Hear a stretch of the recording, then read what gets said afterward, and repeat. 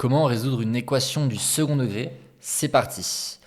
Avant toute chose, j'aimerais bien vous rappeler quelles sont les formules, c'est-à-dire la formule générale lorsqu'on a une équation du second degré, c'est ax carré plus bx plus c égale à 0. Alors, première chose, c'est qu'il faut savoir bien identifier le a, c'est ce qui est devant le x carré, le b, c'est ce qui est devant le x, et le c, c'est le terme qui est tout seul. Ok? On va le faire tout de suite. Ici, le a, c'est ce qu'il y a devant le x carré, c'est-à-dire que le a, c'est égal à 2. Le b, c'est ce qu'il y a devant le x, c'est-à-dire le moins 4. Attention, on doit bien prendre le moins avec.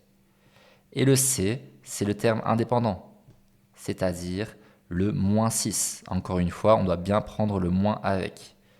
Voilà. Une fois qu'on a identifié le a, le b et le c, on va pouvoir calculer le delta. Le delta, c'est une formule à connaître, c'est b carré moins 4 fois a fois c. Donc, je vais remarquer cette formule-là, je la remarque ici. Le delta, c'est égal à b carré moins 4 fois a fois c. Ça, c'est absolument à connaître par cœur. Une fois que je connais ça et que je l'ai écrit, j'ai plus qu'à remplacer le b par sa valeur. Donc b, on sait que c'est moins 4, je l'ai marqué au-dessus. Moins 4, tout ça au carré. Faites attention à bien mettre les parenthèses parce que c'est le b, donc le moins 4 qui est au carré. Donc il faut bien mettre les parenthèses. Moins 4, parce que c'est dans ma formule, fois le a. Le a, je l'ai trouvé au-dessus, c'est le 2. Et le c, je l'ai aussi trouvé au-dessus, c'est moins 6. Encore une fois, des parenthèses parce qu'on ne peut pas y avoir de fois et de moins qui se suivent. Une fois que j'ai ça, je peux calculer.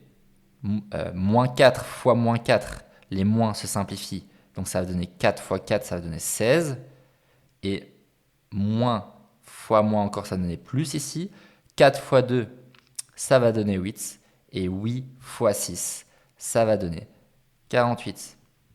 On calcule, ça fait 16 plus 48, ça vaut 64. Ok. On a calculé le delta. Alors, je vais quand même mettre une petite pause dans le calcul de l'équation ici pour dire un petit point théorique, c'est-à-dire le delta. Dès qu'on connaît le delta, on peut comprendre certaines choses. Pourquoi? Soit le delta il est positif, soit, et dans ce cas-là, on a deux solutions. Donc ça veut dire qu'on va avoir x1, x2. Soit le delta il vaut 0, et dans ce cas-là, on a une seule solution. Et soit le delta il est négatif, donc par exemple moins 5, j'invente, et là il y a zéro solution, c'est-à-dire que l'équation elle est impossible à résoudre. Ici, on a 64, c'est plus 64, donc c'est positif, donc on va être dans le cas où il y a deux solutions.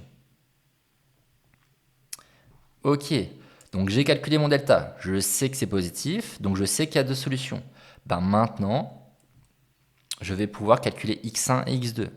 Alors, je rappelle, la formule à connaître, c'est moins b plus ou moins racine de delta sur 2a. Alors le plus ou moins, ici, ça veut dire quoi? Ça veut juste dire qu'on calcule d'abord le plus. Une fois qu'on calcule le plus, on va avoir le x1. Hop. Et puis on calcule le moins, et là on aura le x2. Tout simplement.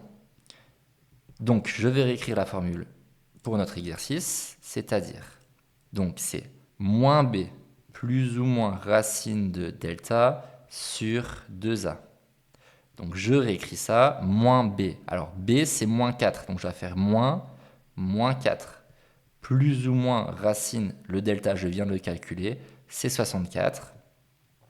Sur 2 fois le a, il est calculé au-dessus, c'est 2. Ok. Je calcule ça, alors moins 4 ça fait 4, plus ou moins, et 64 en fait, c'est 8 fois 8. Donc la racine carrée de 64, c'est 8. Divisé par 2 fois 2, ça fait 4. Alors, je calcule d'abord le plus. Oups. Donc d'abord le plus, j'aurai mon x1. On le calcule tout de suite. 4 plus 8, ça fait 12. 12. 12 divisé par 4, ça fait 3. Donc j'ai calculé ma première réponse. Ensuite, je calcule ma deuxième réponse avec le moins. J'aurai x2. 4 moins 8, ça nous fait moins 4. Moins 4 sur 4, ça nous fait moins 1. Ça veut dire que mes deux solutions de mon équation de base, c'est 3 et moins 1. Et comment est-ce qu'on écrit ça? On écrit les solutions sont égales à accolade moins 1, point virgule 3. Attention, on met dans l'ordre, donc ça doit être bien moins 1, 3. Pensez bien à une droite graduée, on met, donc là imaginons c'est 0, on met d'abord le moins 1 et puis le 3. Ok, c'est la même chose pour les solutions. Voilà, vous savez résoudre une équation du second degré maintenant.